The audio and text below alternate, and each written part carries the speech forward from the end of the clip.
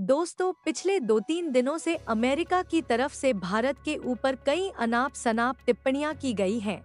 इसके बावजूद भी भारत ने अपना स्टैंड बिल्कुल न्यूट्रल रखते हुए कोई भी खास प्रतिक्रिया नहीं दी, लेकिन अब शायद अमेरिका को अक्ल आनी शुरू हो चुकी है और अमेरिका को अपनी गलती का एहसास हो चुका है। असल में जिस तरीके से चाइना अपने मिलिट्री पावर को एक्सपेंड कर रहा है, यह अमेरिका के लिए बड़ा खतरा है। अमेरिका भी इस बात को डोट जानता है कि अगर चाइना अपना इसी तरीके से विस्तार करता रहा तो आगे चल के अमेरिका का जो खिताब है सुपर पावर का, वह उससे छीन जाएगा और चाइना टॉप 1 पोजीशन पर पहुंच जाएगा। और इस सिचुएशन में अमेरिका की जो सबसे बड़ी मदद कर सकता है वह है भारत, क्योंकि भारत चीन के साथ एक लंबा बॉर्डर शेयर करता है। साथ ही साथ चीन भारत के लिए भी एक बड़ा खतरा है। हैरानी वाली बात यह है कि पिछले 1.5 महीने के भीतर हमने कई ऐसे मिसाइलों के परीक्षण कर डाले हैं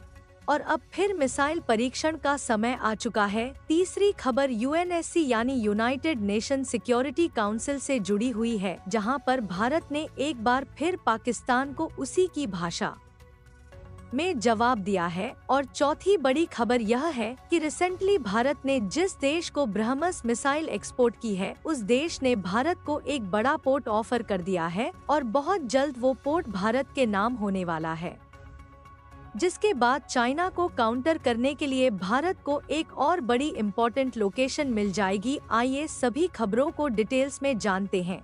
बस हमें सपोर्ट करने के लिए इस वीडियो को छोटा सा लाइक और चैनल को सब्सक्राइब जरूर कीजिएगा। दोस्तों, यदि पहली खबर की बात की जाए तो यूएस नेवी ने भारत के साथ एक और एग्रीमेंट साइन किया है कोलकाता पोर्ट के साथ, ताकि यहां पर वो अपने वॉरशिप्स एंड सबमरीन्स को रिपेयर एंड मेंटेन कर सकें। ये अमेरिका की तरफ से होने वाली भारत को लेकर के चौथी बड़ी डील है। इससे पहले अमेरिका ने भारत के कोची सीपीआर लिमिटेड के साथ में कॉन्ट्रैक्ट साइन कर रखा है एल&टी के साथ और मेजक टक शिप बिल्डर्स लिमिटेड के साथ में ऐसा ही कॉन्ट्रैक्ट साइन किया गया है, जहां पर हम अमेरिका के वॉरशिप्स एंड सबमरीन्स को रिपेयर एंड मेंटेन करेंगे, ताकि कभी भी अमेरिका चाइना के साथ वॉर के सिचुएशन में फंसता है तो अमेरिका के लिए अपने शिप्स एंड सबमरीन्स को रिपेयर एंड मेंटेन करना काफी ज्यादा आसान हो जाएगा। और सिर्फ अमेरिका नहीं,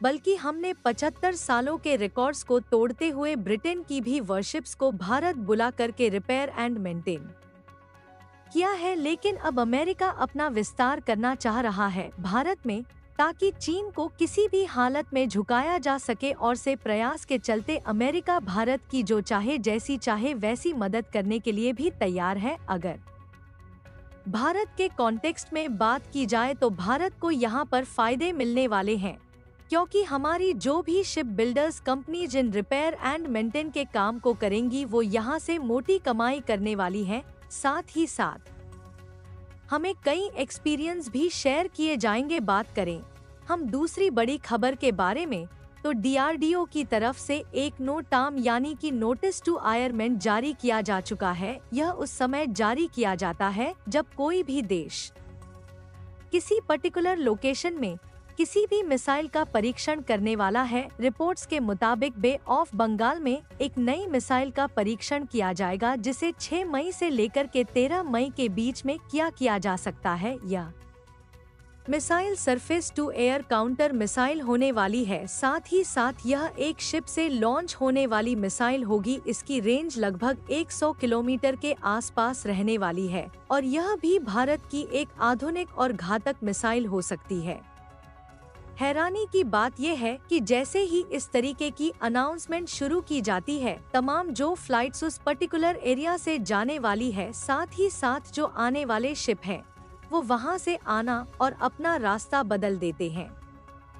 लेकिन चाइना ने भारत की इस हरकत पर नजर रखने के लिए आसपास कई ऐसे शिप्स को डिप्लॉयड साफ नजर आता है। बात की जाए तीसरी बड़ी खबर की तो यूनाइटेड नेशन सिक्योरिटी काउंसिल में भारत की स्थायी सदस्य रुचिरा कंबोज जी ने पाकिस्तान को उसी की भाषा में जवाब दिया है। असल में एक इम्पोर्टेंट मीटिंग के दौरान पाकिस्तान ने कहा कि भारत लगातार पाकिस्तान को धमकाने की कोशिश करता है और उसी की भाषा में जवाब देते हुए कहा गया कि हम तो चाहते हैं कि विश्व भर में शांति बनी रहे, भारत की सीमाएं सुरक्षित रहे और किसी भी देश के अंदर कोई भी जनहानि ना हो। इसके बावजूद भी पाकिस्तान आतंकवाद का संरक्षण करता है। साथ ही साथ जब भी हम पाकिस्तान पर ऐसी टिप्पणी करते हैं कि पाकिस्तान ने आतंकवाद का समर्थन किया है, तब चीन आकर के पाकिस्तान की मदद करता है। हाल ही में आपने देखा होगा कि कई सारे इम्पोर्टेंट मिसाइल, सबमरीन और स्पेस मिशन में भी चीन ने पाकिस्तान का खुल करके समर्थन किया है। वहीं भारत की कई सीमाओं पर रोड का कंस्ट्रक्शन और कई हाईवेज का कंस्ट्रक्शन भी चीन के द्वारा शुरू किया जा चुका है और यहाँ पर किसकी गलती है, यह साफ नजर आता है। फिलहाल भारत के इस स्टेटमेंट के बाद पाकिस्तान की तरफ से बोले जाने वाले सभी लोग शांत होकर के बैठ गए और इससे ही समझ में आता है कि पाकिस्तान की यहाँ पर गलती है या फिर नहीं।